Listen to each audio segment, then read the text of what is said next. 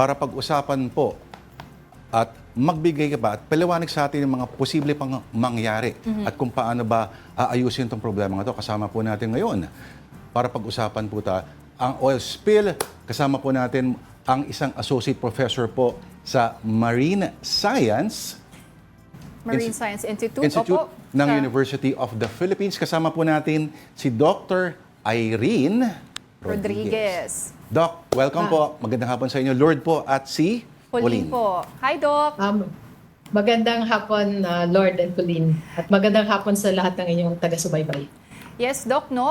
Ilang araw na po natin pinag-uusapan yung oil spill at naibalita nga po na umabot na ito sa Metro Manila. But Doc, what do you think, assessment nyo po on the oil spill, yung trajectory nito? And sabi po kasi ng PCG, minimal lang daw po yung oil sheen na nakikita dito po sa Manila, no? Sheen, hindi slick, no? Sheen, oo. So, what's your assessment so far, Doc?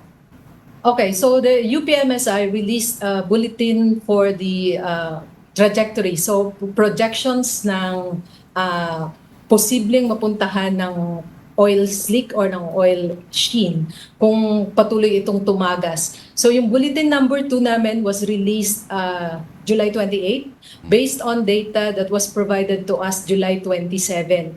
Ito po ay bago nasolusyonan bago natakpan yung mga valves na nag-release sa Terra Nova. So, the valves were closed July 30.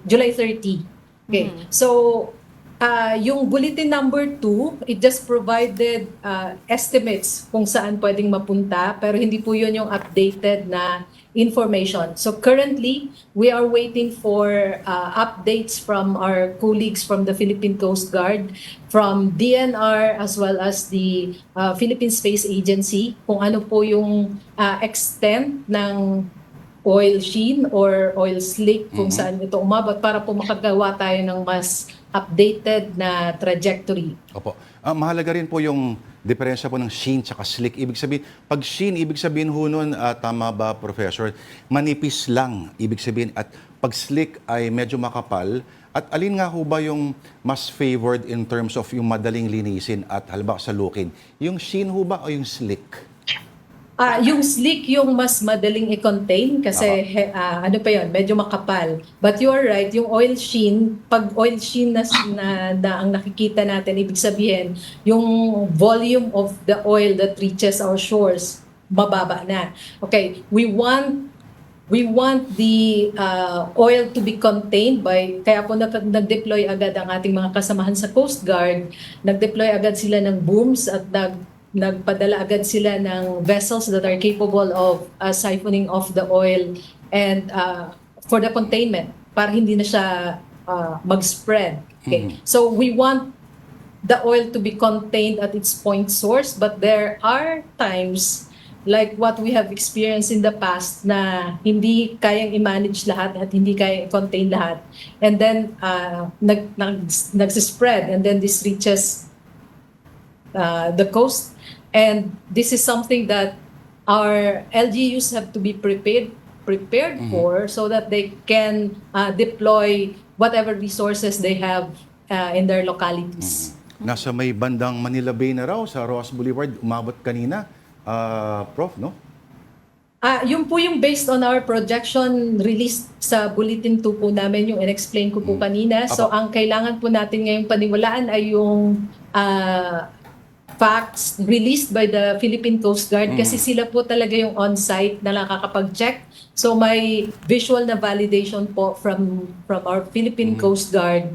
And what they are saying is indeed oil sheen po yung nakikita natin. So that is, I would say, considering the situation, welcome na po yung, kumbaga in terms, it's not really welcome because we don't want any of the oil spill problem to happen again in our coast and in whatever marine environment. Pero considering the possibility kasi yung dami ng volume ng oil na dala ng Terra Nova, naagapan po agad ng ating Philippine Coast Guard at ng DNR at ng ibang NGAs yung posibleng paglala ng sitwasyon. Alam nyo, Doc, Pao, dati ang mga oil spills, medyo mahaba-haba ang mga agwat. Pero isipin mo, meron last year at this year, sabay pa. Dalawa. Doc, alam po natin ang mga long-term effects po nito sa flora and fauna ng diyan sa may mga, di ba, aquatic life, etc. Pero ano ba yung mga hindi natin masyado naunawaan ng mga long-term effects po ng mga gantong pag-spill? Okay, so the short-term effects will be, of course, may effect ito sa ating isda, may effect ito sa ating food system kasi the oil will be present on top and then it will influence, of course, yung photosynthetic organisms that are the base of the food chain. And then, domino effect yun. Pag naapektuhan yung base ng food chain natin, maapektuhan hanggang sa isda at maapektuhan tayo bilang consumers ng mga isda na yun.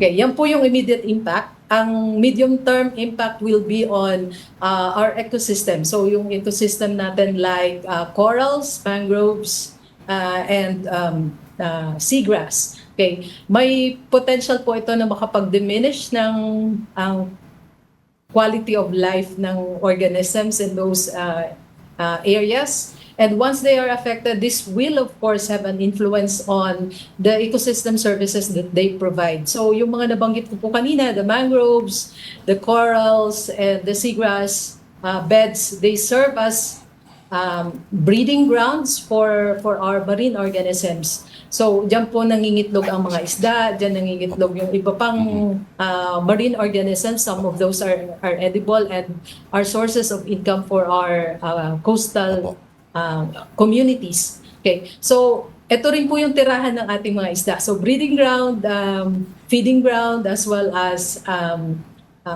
shelter nila. So, in the long run, pag naapektuhan yung ecosystems na to, that will impact on the ecosystem services they provide. So yung po mga nabanggit ko kanina. Opo.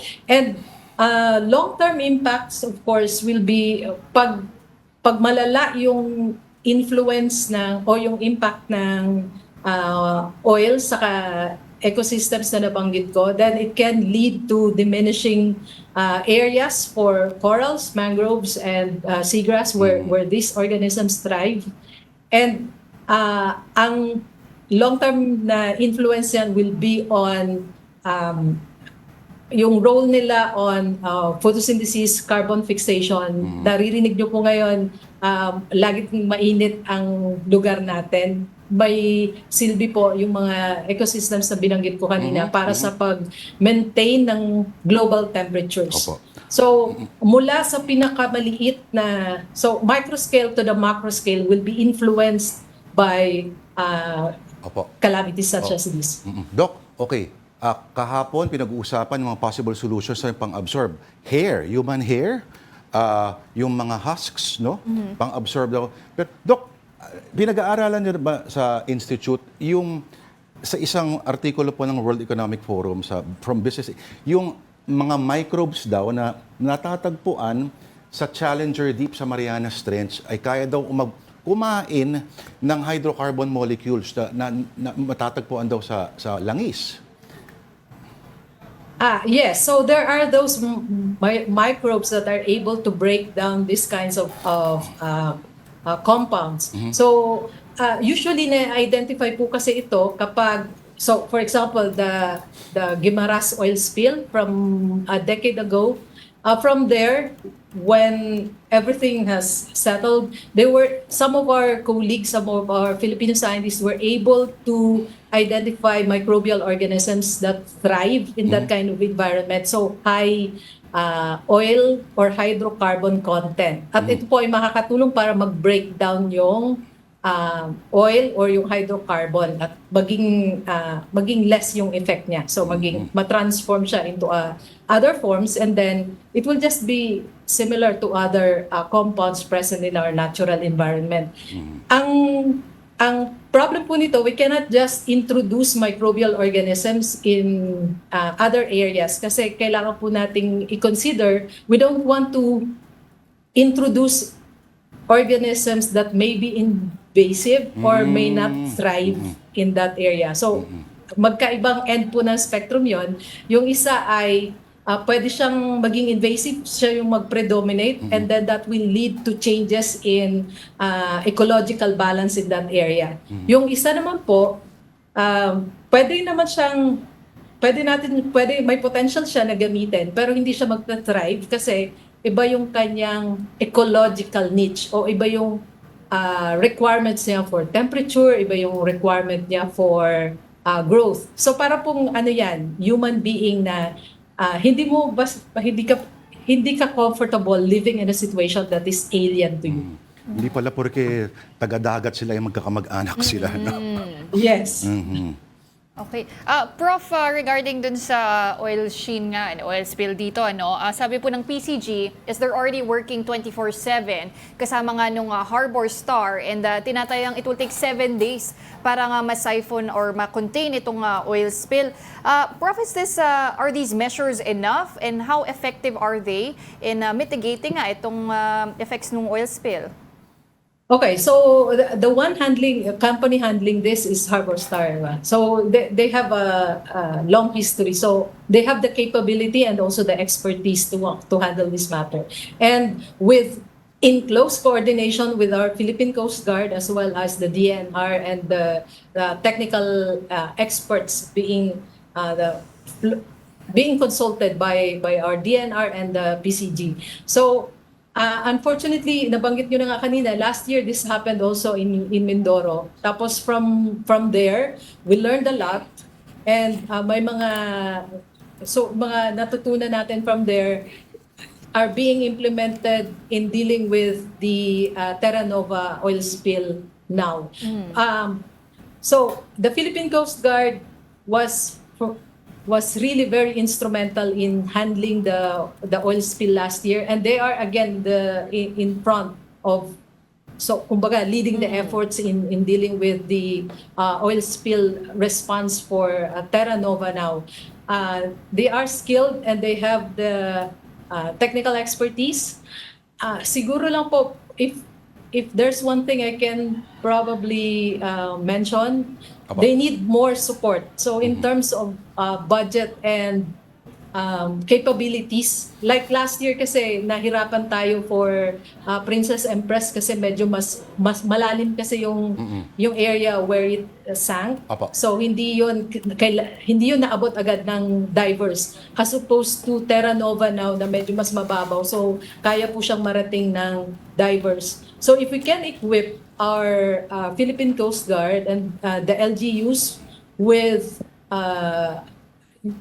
unmanned vehicle na kayang pumunta sa ilalim at maggawa ng inspection, that will be very instrumental in dealing with response in the future na sana hindi Pag naman mga ganito nangyari. pagkakataon, Doc, Pao, no?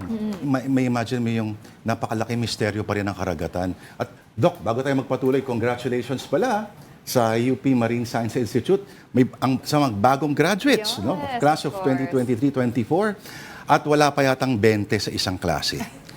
Doc, marami pa kami gustong itanong about yung pagiging quota course ng Marine Science at gaano ba kahirap ito? Ano bang mga career options pagka-graduate? Pero I think we reserve that for next time. Pag career, career orientation siguro. Doc, maraming salamat po. Maraming salamat. And I would welcome the opportunity to discuss career opportunities for marine scientists in an archipelagic country like the Philippines. Yep.